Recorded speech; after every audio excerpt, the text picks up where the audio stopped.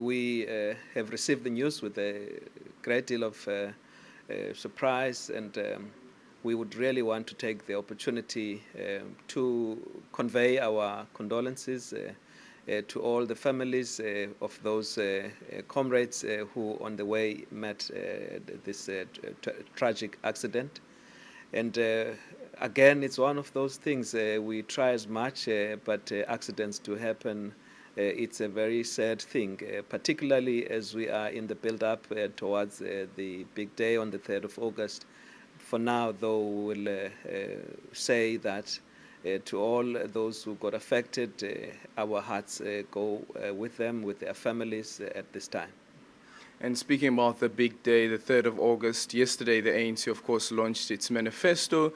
The expectation was that the stadium will be filled to capacity and even go into the overflow area, and we saw that that did not happen. Well, yes, suddenly it didn't happen, and we had, throughout the proceedings, been looking at all that which could have contributed to that. We're still not over with it, but I can just say that between our transport coordinators and those who were managing the pickup points, there was a lot of miscommunication which resulted in a lot of frustrations. As a result, as the president was speaking, some people were still awaiting to be brought into the stadium. I think it's one of those logistical things that contributed to the disappointment. It's a matter, though, that going forward we are going to be fixing. And specifically speaking about when the president was speaking, one thing that we've noticed as well, even looking through the visuals, is that ahead of the president's speech, the stadium seemed to be filling up at some point. And when the president started speaking, it seemed as though that the people started walking out. Well, I wouldn't really say that. You see, again, because of the heat, people move towards areas where there is shade. That to me was the contributing factor, but I wouldn't have been looking from the outside as to whether there was any kind of movement there. But yes, one may have that impression, but I don't think that's correct. And I'll tell you why I ask this, because we've seen on social media one specific tweet just before the president spoke was that immediately when the president moves onto the podium and delivers that keynote address, we will be, and this is in this tweet, we will be moving out of the stadium. Do you at all think, if it did happen, that they were moving out or walking out of the stadium because the president was speaking, that this is a sign of no confidence in the president by ANC members and supporters? Well, the means of communication by ANC members certainly is not via tweet, and I can't give much credence to that at the moment. I therefore would not really respond to the question whether this is an indication of lack of confidence. Anyone from anywhere could make that kind of statement, and of course, you see, I would say it doesn't itself represent the way of thinking of members, even if it's a member, but it's not members that would be thinking like that. But look, I really do not think I would make much into it. And this morning as well, we wake up to reports that some members of the ANC who are seen to be anti-President Jacob Zuma were stopped from getting onto buses heading here to this election manifesto. Do you know of any of these? Certainly not. It has not been brought to our attention, but there wouldn't be any such a thing. Everyone, there was transport provided. There wouldn't be anyone prohibited from getting into that transport. So perhaps it's best some of these things, when they are raised, they get to be, at the time they are happening, then we can be able to attend to it. After the fact, it's merely a story. I really have no record of that, nor a report that has been brought forward suggesting that. Well, some of the indication is that members of the ANC in Buffalo City as well were also stopped from coming to this election manifesto launch. I don't know if you've been in contact with the Regional Executive Committee in Buffalo City? Well, look, again, we may be giving credence to a story that actually did not take place. We don't have a report. to the effect that there were any people that were stopped from coming to the stadium. Certainly not from Buffalo City. It's certainly something that we cannot confirm such a thing. We haven't been made aware of anything like that. And let's speak specifically about the elections, the 3rd of August. Is the ANC at all concerned, and this time focusing on Buffalo City, that Buffalo City is one of those municipalities that could slip out of the hands of the ANC? I'm sure you meant Nelson Mandela. Buffalo City as well. Oh, all right. Buffalo City and Nelson Mandela. Look, in the last elections in Buffalo City, we got 70%. It's not one of those municipalities we are in doubt as to the overwhelming nature of the support the ANC has. In Nelson Mandela, in the last elections, we were just above 48%, thereabout. That's what gave rise to the fact that had those been local government elections, we could have lost. And therefore, we are looking at Nelson Mandela very seriously in that we've got to put all stops to make sure that the ANC retains the majority that we got in the last elections and do better.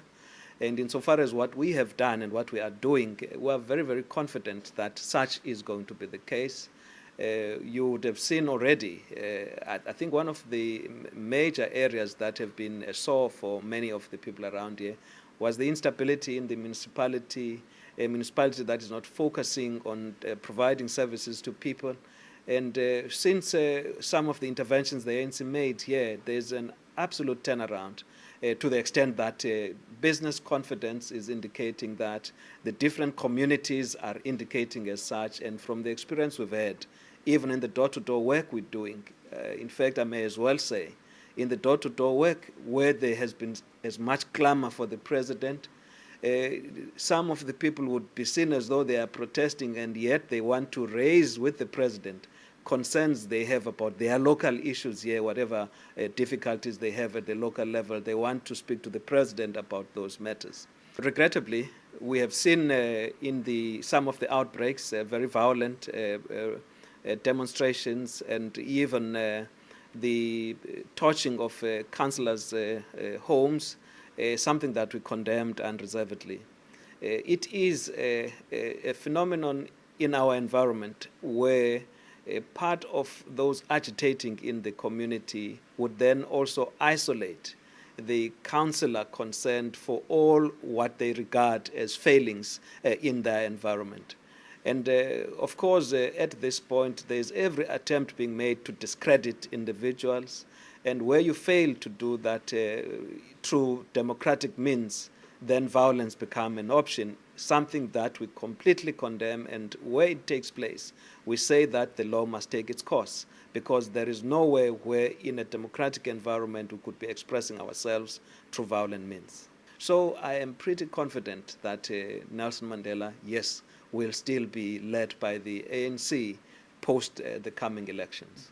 And of course, Buffalo City as well.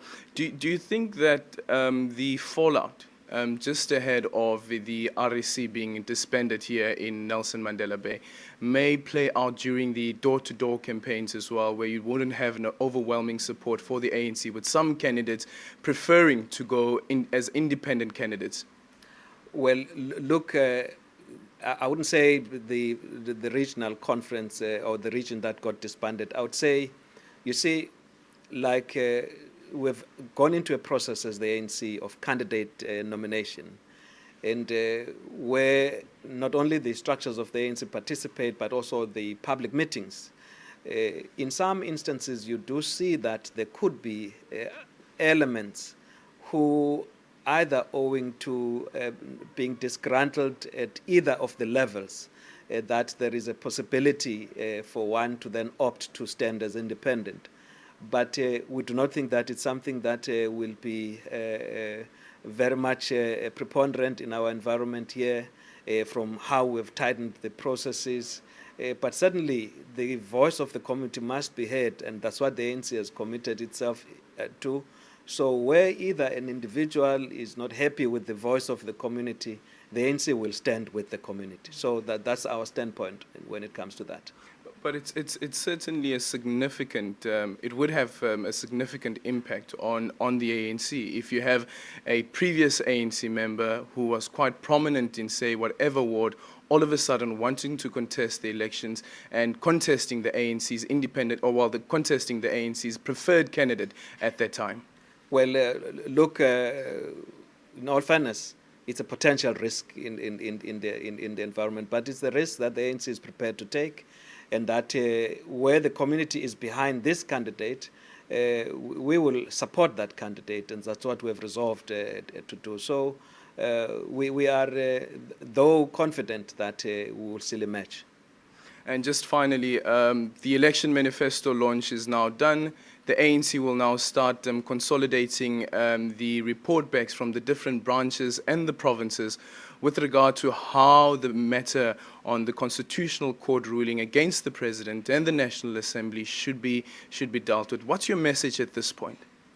Well, at this point, we should focus on building stronger and vibrant structures of the ANC that would be capable of advancing the program of the ANC, defending the constitutional gains we have made as a country, and in the course placing the ANC at the disposal of all the people of this country. And that is what we'll be doing in the coming period of time. And to the extent we should make decisions in the best interest of the ANC, in the best interest of the country.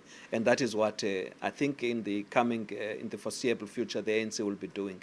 Of course, the immediate thing is winning decisively the coming elections. It's important that we are focused in terms of that principal objective, and beyond which it should be a more stable country, a country that's able to really realize all the objectives that the country has set itself, and again, a stable leadership environment for the country. That's what the ANC is going to be doing.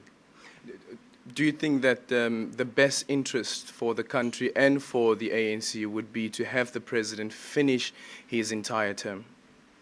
Certainly, that's from the ANC point of view, we have not arrived at a point that would say that it is not desirable for the President to finish his term.